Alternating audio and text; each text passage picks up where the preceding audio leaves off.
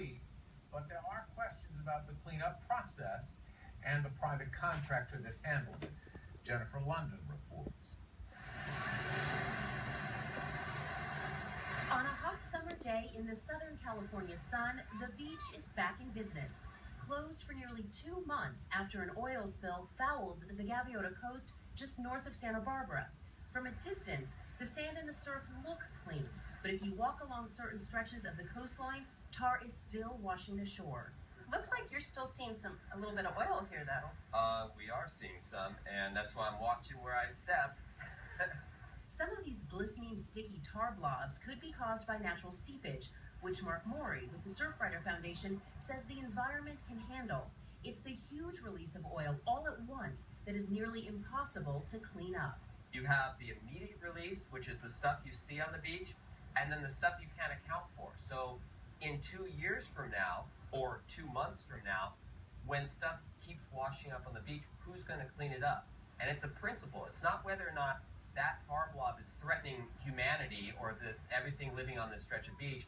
It's the principle of holding them accountable. We want to make sure that they come back and clean up their mess. Santa Barbara County Supervisor Janet Wolf is talking about Plains All-American, the owners and operators of the pipeline that ruptured on May 19th.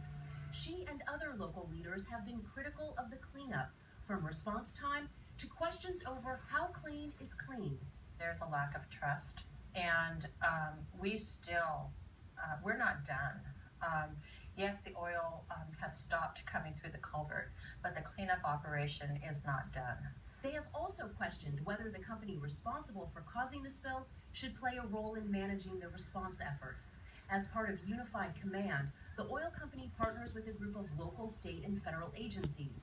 It's common oil spill protocol, but the so-called cozy cleanup relationship doesn't sit well with Wolf. I would say that it's not appropriate for Plains to be involved in that role. Why? We assume that it's being looked at objectively with all parties. But I think, again, any clear-thinking person would understand that having the responsible party, or in this case, the polluter, be part of that to determine if your beach is clean is, I would say, inappropriate at best. Do you feel that as a county supervisor, you have been able to be involved in the cleanup operation? What I will say is this, and that is that the Unified Command gives you or me the impression that you are unified, you are all working together for a common goal. And what this has felt like from 2 days after the spill is that the county does not have an equal seat at the table. You might even say we're sitting at the children's table. So there is definitely, it feels to me, again, an imbalance of power in this Unified Command, which is so unfortunate. We should all be working together. We've returned to Refugio State Beach, where the worst of the oil spill washed ashore, but because most of the cleanup effort is winding down, the head of Unified Command is no longer here. They did everything they needed to do as a responsible party. We did reach out to Plains for an interview, which they declined, but 135 miles south of the spill in San Pedro, we did meet Captain Jennifer Williams, the federal lead for Unified Command. She says the reason Plains has a seat at the table is simple. Federal regulations require the responsible party be part of the process.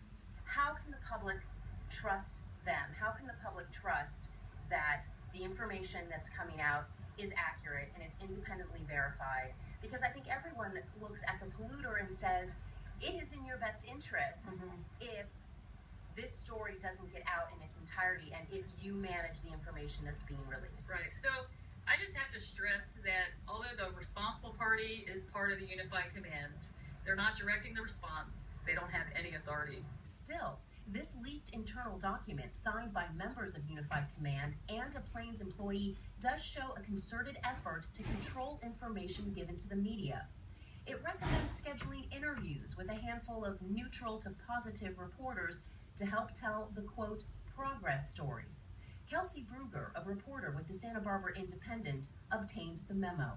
It was creepy. I mean, it's also a little bit insulting to be named on that list as far as Unified Command thinking they can spoon feed information to you and you're just going to, turn it around into a story that makes them look good. I'm familiar with that document, and during the whole response, we had a joint information center really the goal of any Joint Information Center when you have a big response is to get the story out. And what story? The story that the cleanup people want to get out, that everything's going well, or the real story? Well, the real story was what we did for the response, what we did to get out there, and how effective we were at times. And that's the story that we wanted to get out there. I don't sit in Unified Command, but I sit on the outside, and I